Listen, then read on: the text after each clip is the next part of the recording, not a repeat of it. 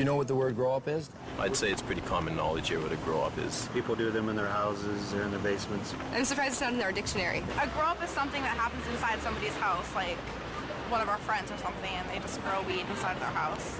Do you know anybody that's growing marijuana? I don't, well, no. Kelowna, my hometown. With a population of only 100,000, Kelowna is said to house well over 1,000 grow-ops. A police officer stated in the local paper, if they were to bust one grow-op every day for a year, they would still be nowhere near getting rid of them. And Kelowna is not alone.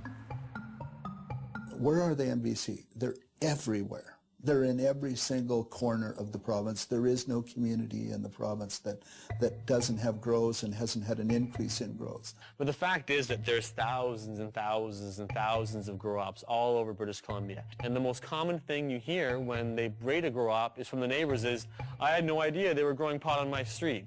You know, if you actually took my estimates seriously, that there were 17,000 grow-ops in British Columbia in the year 2000, if you took that seriously, you're looking at roughly 1 out of every 100 dwelling units in British Columbia. We need to have a sense of that. Not bad for a province with a population of only 4 million people. It's certainly changed a great deal from the 70s and 80s when it was an import-export business to the domestic production business of the 90s and beyond. That would make us Columbia North. We're talking a lot of production. The reality is that there's a huge range of people involved in the marijuana industry in British Columbia. It's not a hierarchy. People don't beat you up if you go into the marijuana industry.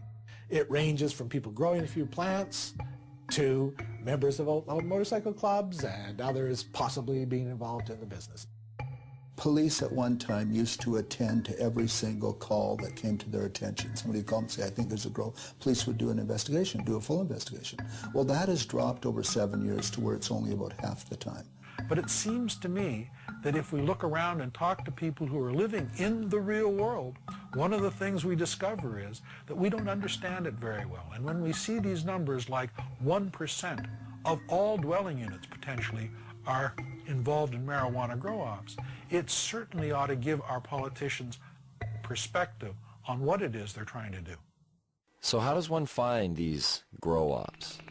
For police, it involves the use of forward-looking infrared cameras that can detect the above-normal heat radiating from a grow-op, or the sniff test. But if all else fails, this, Grow Watch. Communities have become so flooded with grow-ops in BC that some neighborhoods have started their own watch programs. This one, set up by the Chilliwack RCMP, even has an education package with phases: training, neighborhood cooperation, certification. Once certified, you are able to hang this sign which shows that you are a neighborhood that does not approve of marijuana grow operations. There are questions provided to citizens in order to aid them in identifying a grow-op. Questions like, do the residents keep to themselves? Was the sound of construction heard coming from the basement soon after occupants took over the residence? Is there condensation visible on the windows? Is the yard unkept? The education package does state that a positive response to one or some of these questions does not necessarily indicate that the residents are involved in criminal activity.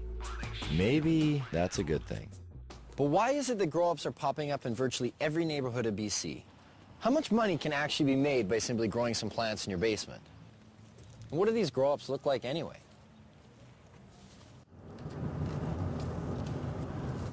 We finally got a grower. Right now we're driving to meet them. It's around 8 lights. It's not a huge show. This is what they use for clippers and stuff like that. When they hire clippers to do a show, you put these on, and if people are looking from the outside, it just looks pretty much like you're wearing sunglasses.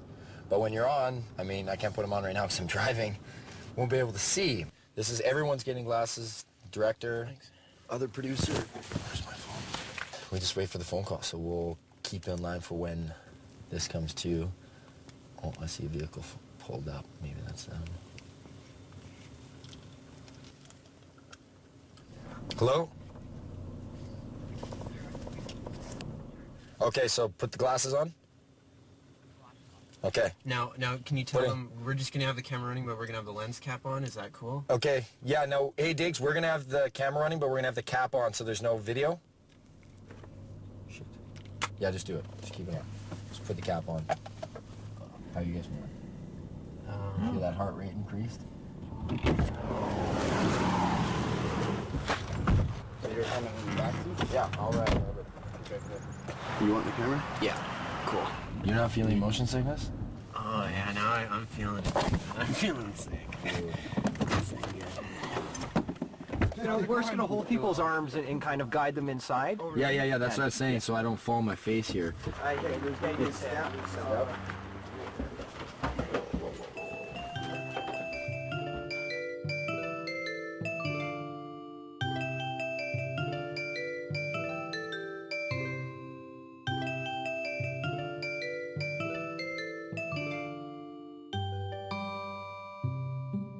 A real grow-op. The grower admitted that this wasn't the biggest of grow-ops. In fact, it was probably on the small end of the scale in terms of size. But I really didn't care. There are just so many things to see. The lights, the tools, the power, the pots, and of course, the marijuana. What do you guys do for the smell? I noticed there's like a big... Well, we got this carbon filter here or whatever, and it just kind of filters the air in there, and then it goes underneath the house, and we have it so it goes into like a dog shed. It's like I'm in the beginning stage and I'm learning. Over here, there's also another room in there. So you have a total of, is it 8 lights? 8 lights, yeah, they go on 12 hours. This one runs 12 hours in the daytime, this one comes on 8 at night. Did you say like the majority of the guys you know are just growing to earn some extra money? Yeah, it's like they have normal jobs, and you know, they're normal 9 to 5 type of guys. The grower told me he cropped out about every 2 months, and every crop was worth about $20,000. That's $120,000 a year. Even though this was a small grow-op, the numbers didn't seem small at all. If those kind of numbers are coming out of a setup of 8 lights, what kind of numbers are coming out of the big ones? And where do you find them? Well, it would seem just about everywhere. Barges, semi-trucks.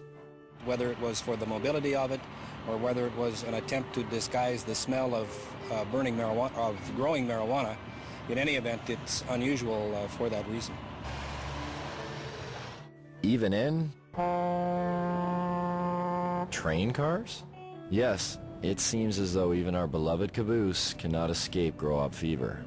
When we read that 20 train cars were buried underground to grow marijuana, busted or not, we had to see this. So we set out. But not before asking our sound man if we could use his SUV, and coaxing him with a little free gas. Where we were going, we would need it.